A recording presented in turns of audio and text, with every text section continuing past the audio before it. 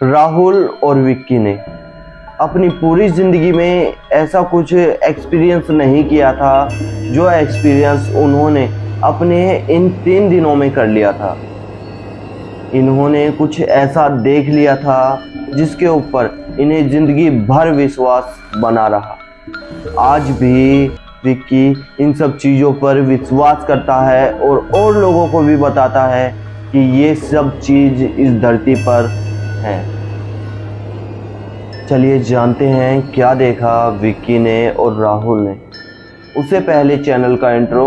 जय भोलेनाथ, नमस्कार, मेरा नाम शंकर है। मैं कहानियाँ सुनाता हूँ, ऐसी कहानियाँ सुनाता हूँ जो सच्ची घटना पर आधारित होती हैं और जो आप सभी लोगों में से कुछ लोग हमारे पास भेजते हैं, हमारे व्हाट्सएप पे, मैसेंजर पे और हमारी ईमेल आईडी पर। आप हमें अगर अपनी कहानी भेजना चाहें तो किसी पर भी भेज सकते हैं। साथ ही आप कमेंट सेक्शन में भी हमें आप अपनी कहानी बता सकते हैं। हम आपकी कहानी अपनी ऑडियंस तक ज़रूर लेकर जाएंगे। अगर आपको कहानियाँ अच्छी लगती हों तो यार चैनल को सब्सक्राइब कर दिया। चलिए बढ़ते हैं कहानी की ओर और जानते हैं राहुल और विक्की की ज़िंदगी का ये अनोखा सफ़र।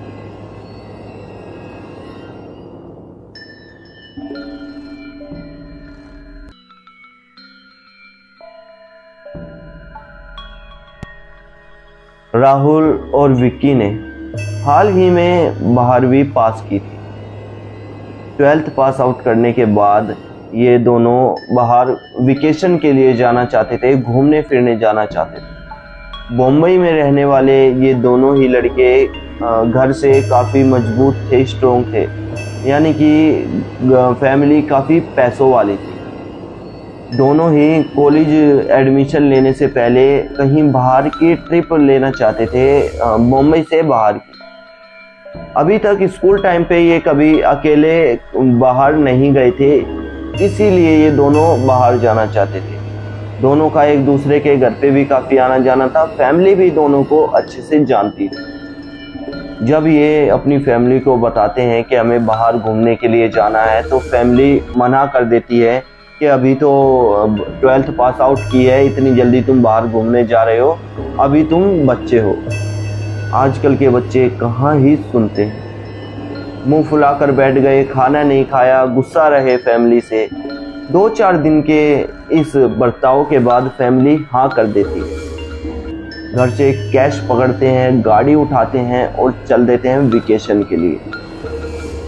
वेकेशन के लिए ये गोवा जा रहे थे।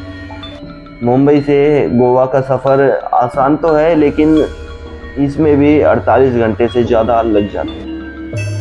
ये दोनों निकल जाते हैं गाड़ी लेकर। दोनों मज़े करना चाहते थे, अपनी ज़िंदगी को जीना चाहते थे, जो 12th क्लास तक नहीं किया वो करना चाहते थे। दोनों रास्ते में जा ही रहे थे। अब राहुल ड्राइव कर रहा होता है तो विक्की से कहता है कि विक्की थोड़ी यार आराम कर लेते हैं, बहुत देर होगी ड्राइव करते हुए, थोड़ी देर कहीं रुक जाते हैं, खाना पीना खाते हैं, आराम करते हैं, फिर चलेंगे। विक्की कहता है कि यार थक गया क्या, मुझे गोवा जल्द से जल्द पहुंचना है।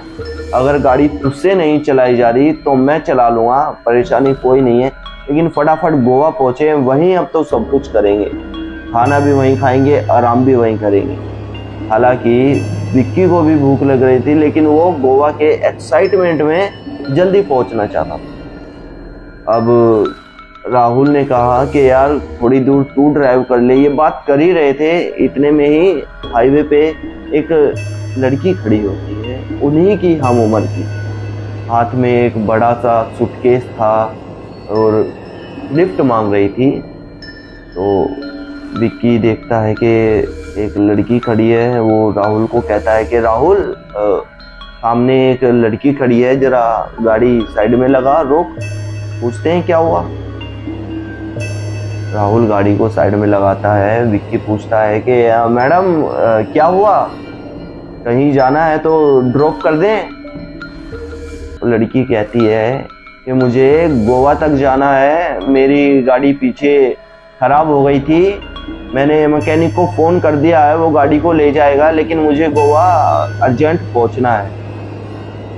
विक्की थोड़ा फ्लर्ट करता था, फ्लर्ट करने की आदत थी, मजाक मस्ती वाला लड़का था। अपना हाथ खिड़की पे रख के गर्दन बाहर निकाल के कहता है कि बोलो तो हम गोवा छोड़ दें, हम भी उसी तरफ जा रहे हैं। लड़की मुस्कुराती हुई कहती है कि ऑफ कोर्स, बिल्कुल छोड़ दो। अपना सूटकेस वहीं छोड़कर ये लड़की गाड़ी में आकर बैठ जाती है। विक्की गाड़ी से उतरता है, सूटकेस उठाता है, डिग्गी में रख देता है। सूटकेस काफी भारी था, मानो ये कई सालों का सामान सूटकेस में ले जा रही थी, जैसे कि कई साल वहां रहना। गाड़ी स्टार्ट करते हैं और चलते हैं। रास्ते में बातचीत करते हैं लड़की से कि क्या यहाँ पे क्यों जा रही हो, क्या काम है। लड़की बताती है कि कुछ अर्जेंट काम है, मीटिंग के लिए जा रही हूँ, अपने मेरे पेरेंट्स दिल्ली में ही रहते हैं, ये सब अपने बारे में बताती है। रास्ते में राहुल फिर से कहता है कि यार थोड़ी देर रुक जाते हैं, भूख लगी है, कुछ खा लेते हैं। विक्की उस लड़की से पूछता है कि कुछ खाना है आपको। लड़की कहती है हाँ भूख तो लगी है, रोक लो, कुछ ले आओ। थोड़ी दूर चलकर एक ढाबा था, वहाँ गाड़ी रोकते हैं और विक्की कहता है कि चलो आओ ढाबे पे बैठते हैं, कुछ खाते हैं, एंजॉय करते हैं। लड़की कहती है कि मैं ऐसी जगहों पर नहीं बैठती, भीड़ भाड़ वाली जगहों पर, तुम मुझे यहीं कुछ खाने का ला के दे दो, लेकिन नॉन वेज, मैं वेज नहीं खाती हूँ, नॉन वेज कुछ ला के दे दो गाड़ी में ही, मैं यहीं खा लूँ। विक्की तीनों के लिए गाड़ी में ही पैक करा कर ले आता है खाने। गाड़ी में बैठते हैं, तीनों खाते हैं, गाड़ी फिर हाईवे पे चलाते हैं और गोवा जहाँ इन्हें टाइम से पहुंचना था उससे पहले ही पहुंच जाते हैं। एक होटल के बाहर गाड़ी रोककर होटल वाले को एक रूम लेकर विक्की एक दिमाग में प्लान बनाता है, या फिर षड्यंत्र कहें या लड़की को फंसाने की एक साजिश कहें, कि एक ही रूम ले लेते हैं। हाँ, हम इसे कहेंगे हमारे पास इतने पैसे नहीं हैं, घर से हम भाग कर आए हैं, और लड़की को एक ही रूम में अपने साथ ही रखते हैं। क्या पता रात को कुछ माहौल बन जाए। मैंने बताया था ना कि विक्की थोड़ा सा फ्लर्ट करता है, थोड़ा सा मजाक मस्ती वाला लड़का है, थोड़ा सा हरामी है। विक्की लड़की को कहता है कि यार हमारे पास थोड़ा पैसों की प्रॉब्लम है, क्या आप हमारे साथ एक रूम में एडजस्ट कर लोगी। लड़की कहती है कोई बात नहीं, कर लेंगे एडजस्ट, कोई दिक्कत नहीं है। एक रूम में जाते हैं, लड़की को बेड पर सुलाते हैं और विक्की जो है वो नीचे से सोता है और राहुल को सोफे पे सुला देता है। देखता है कि राहुल काफी देर हो गई सो नहीं रहा था, विक्की के दिमाग में कुछ और ही चल रहा था। विक्की राहुल से कहता है कि अबे सो जा यार, क्यों सर में दर्द कर रहा है, सुबह घूमने फिरने भी जाना है, सो जा। विक्की कहता है जब राहुल से, तो राहुल विक्की की बात मानकर अपना मोबाइल रखकर लेट जाता है, सोने की कोशिश करता है। विक्की इसी बात का इंतजार कर रहा था कि कब ये सोए और कब मैं लड़की के पास जाऊं। आधे एक घंटे के बाद ये देखता है कि राहुल सो चुका है, उठकर बेड पर जाकर लेट जाता है। लड़की जब विक्की से पूछती है कि क्या हुआ, यहाँ क्यों लेट गए, तो विक्की कहता है कि मुझे ज़मीन पर सोने की आदत नहीं है। लड़की कहती है कि मैं सो जाती हूँ, आप बेड पर सो जाओ। विक्की लड़की को मना कर देता है और कहता है कि नहीं, तुम यहीं सो जाओ, मैं गैप बना लेता हूँ, बीच में पिलो रख लेता हूँ, तकिए रख लेता हूँ, जिसकी वजह से हम दोनों के बीच में डिस्टेंस रहे। अब दोनों वहीं सो जाते हैं। लड़की का विक्की मानो इंतजार ही कर रहा था कि कब इसकी आंख लगे। विक्की का मुंह चद्दर के अंदर था और थोड़ा सा मौका देखते ही उस लड़की के ऊपर हाथ रखने की कोशिश करता है। विक्की हाथ रखता है तो इसे लगता है कि ये हाथ उसका बेड पे ही रखा गया। थोड़ा और हाथ को आगे बढ़ाता है तब भी बेड, थोड़ा और हाथ को आगे बढ़ाता है तब भी बेड। आखिर में बेड का दूसरा कोना आ जाता है, लेकिन लड़की वहां नहीं। विक्की चादर हटाकर देखता है कि लड़की कहाँ गई। लड़की पूरे कमरे में नहीं थी, बाथरूम में देखता है और बाहर देखता है नहीं थी। हड़बड़ी में राहुल को जगाता है, लड़की कहाँ गई, लड़की कहाँ गई, लड़की है ही नहीं कमरे में। राहुल को विक्की की इस आदत का पता था। राहुल कहता है तूने ही जरूर कुछ किया होगा उसके साथ जब भी वो यहाँ से भागी है। विक्की कसम खाता है कि नहीं, मैंने कुछ नहीं किया, जब मैंने देखा तो वह यहाँ थी ही नहीं, मैं कैसे बताऊं। दोनों लेट तो जाते हैं कमरे में, लेकिन नींद आ नहीं रही थी दोनों। सुबह उठते हैं, दोनों के मन में वही बात, लड़की आखिर गई कहाँ। दोनों ने देखी है, लड़की थी, कमरे तक आई है, सोई है, उसके बाद गायब, दरवाजा भी अंदर से ही बंद।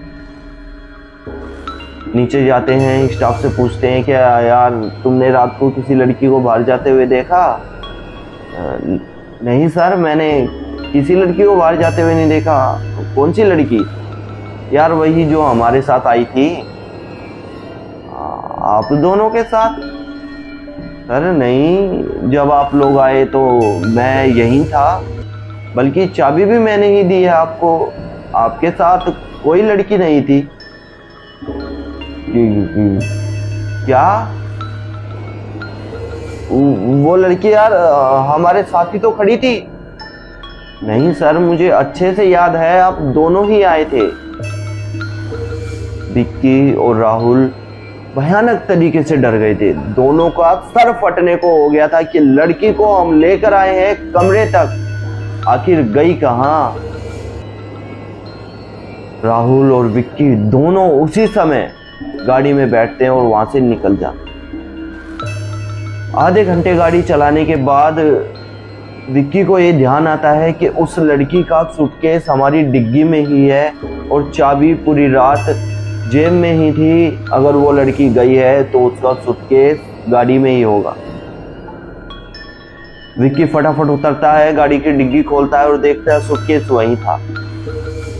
सूटकेस की चैन खोलता है और उस सूटकेस को जब खोल के देखता है ना, तेज तेज चिल्लाने लगता है, बौखला जाता है। राहुल फटाफट उतर के आता है, क्या हुआ क्या हुआ? देखना उस लड़की के बैग में क्या है, देख यार। राहुल जब उस बैग के अंदर देखता है, उसी लड़की का सिर, हाथ, पैर, बॉडी पार्ट उस बैग के अंदर। दोनों डर जाते हैं, डिग्गी को फटाफट बंद करते हैं, गाड़ी में बैठते हैं, गाड़ी चलाना शुरू करते हैं। 5 मिनट गाड़ी चलाई होगी। विक्की शीशे में देखता है वो लड़की पीछे। दोनों घबरा गए हैं, बहुत ज्यादा डर गए। तुम यहां क्या कर रही हो? मेरा बैग तो दे दो, तुम्हारी गाड़ी में ही रह गया है। विक्की गाड़ी से उतरता है, पीछे जाता है, डिग्गी खोलता है और काफी समय हो जाता है, वापिस गाड़ी में बैठने नहीं आया। राहुल गाड़ी के अंदर से ही आवाज लगाता है, विक्की विक्की यार डरा क्यों रहे हो, क्या हुआ? विक्की की कोई आवाज नहीं आ रही थी वहां। राहुल उतरता है, पीछे जाता है, विक्की वहां नहीं था, डिग्गी खुली हुई थी, बैग बंद था, बैग वहीं था।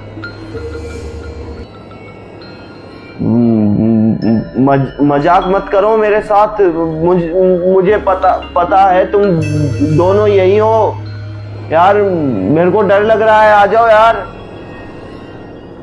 कोई आवाज नहीं आ रही थी आसपास। राहुल डरते डरते उस बैग को खोलता है और जब बैग के अंदर देखता है, विक्की का सिर, पैर, हाथ उस बैग के अंदर। राहुल की फट गई। फटाफट गाड़ी में बैठा, गाड़ी को स्टार्ट किया, वापस मोड़ा अपने घर की तरफ।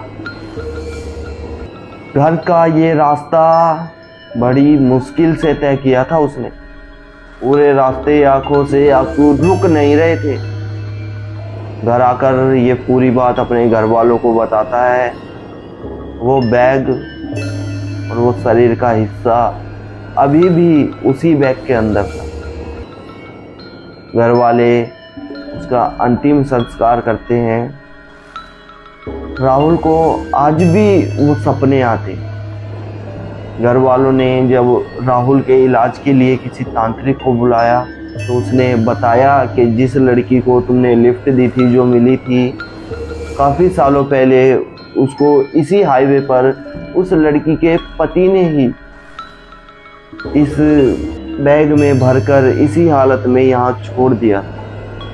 तब से ही ये किसी भी आदमी को देखती है तो उसके साथ यही करती है, क्योंकि उसका पति उस लड़की के साथ अपने दोस्त यारों से और भी लोगों से गलत काम करवाता था। उस लड़की से वो आदमी पैसा कमाता था। जब उस लड़की ने जोर ज़बरदस्ती मना करी, वहाँ से भागने की कोशिश करी, तो उसने उस लड़की की ये हालत कर दी। और जो भी लड़की की तरफ बुरी नज़र उठाता है उस लड़की की तरफ, वो उसके साथ यही करती है। ये हादसा न्यूज़ों में भी आया था, और आप गूगल पर सर्च करेंगे Mumbai to Goa highway paranormal, तो आपको ये हादसा देखने को भी मिल जाए। कैसी लगी कहानी हमें कमेंट सेक्शन में ज़रूर बताएं। ये कहानी हमें राहुल ने ही भेजी है। जब राहुल अपने सपनों से परेशान हो चुका था तो उसने ये खुलासा करने की सोची कि उस हाईवे के ऊपर ये सब भी मौजूद है। उसने हमारा चैनल देखा और ये कहानी हम तक पहुंचाई। दोस्तों, आपको अगर कहानी अच्छी लगी हो तो अपने दोस्तों को भी ज़रूर शेयर करें। उन्हें एक सबक भी मिलेगा, एक सीख भी मिलेगी। आज की कहानी में इतना ही। नमस्कार, मेरा नाम शंकर है। मिलते हैं अगली कहानी में।